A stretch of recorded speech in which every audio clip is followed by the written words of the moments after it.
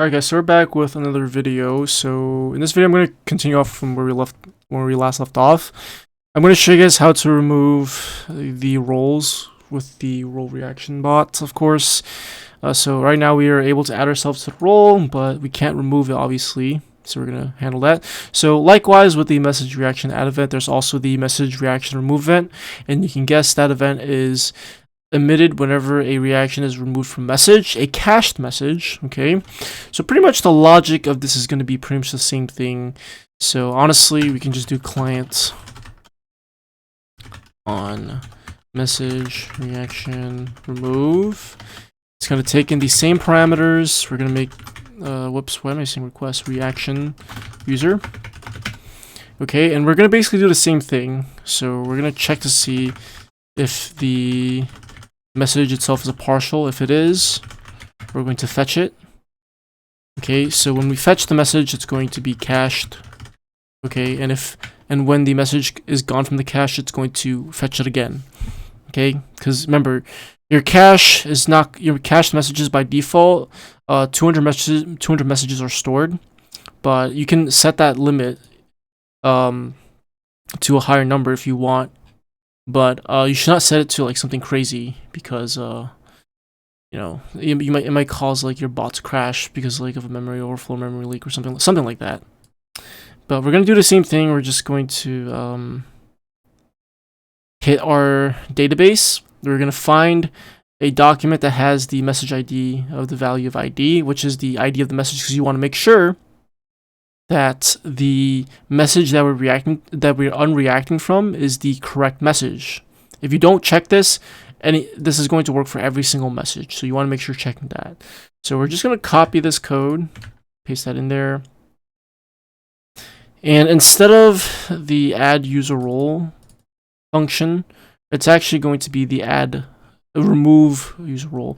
I'm actually going to change this name because the user doesn't have a role, it's a member that has a role, so we're going to change it to add member role instead. And likewise, down here, instead of add member role, it's going to be remove member role. We're just going to define that function in here. And that function is just going to be the same exact thing. It's going to take in the same parameter. It's going to do the same logic. The only difference is that it's going to remove the role instead, just like that. Okay. And again, if you did not watch the last video, you need to go watch the last video. So, and if it's not cached, I'm sorry, if it's not cached, that means it is cached, obviously. So we're just going to go ahead and reference our cache, where we have all of our, we have the message ID mapping to the object, which has all the mappings of the emoji ID to the role ID. That's what tells us which emoji corresponds with which role, right? It tells us which role to add the user to, or remove. And we're going to then remove from the role. So this should work. I have no doubt that it shouldn't. If it doesn't, then we're doomed. Just kidding. We should be able to figure it out. Okay, so let's unreact. Any errors? Oh, I forgot a semicolon. That did not count. Did not count. Okay. Should work now. No errors. And look at that. Remove this from the role. If I add it, it's going to add us to the role. If I remove it, it's going to move us from the role. Bam, bam, bam. Like that. 1, 2, 3, 4.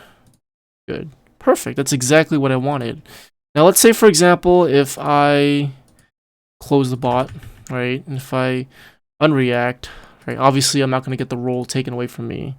But if I start the bot up again, right? And if I, react to it, nothing's going to happen, of course, but if I unreact, then it'll give me the role. So, I mean, that's fine.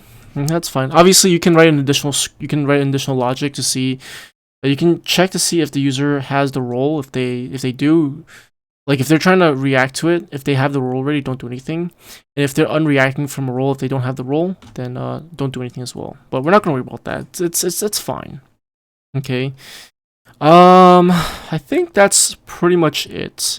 Now, before, I think we'll leave it off with this. I don't want to prolong this video any longer. So, again, yeah, it's pretty straightforward. Literally, it's just the same exact code with just literally change up a couple things, and that's really it. Okay, so, yeah, I'll see you guys in my next video. Peace.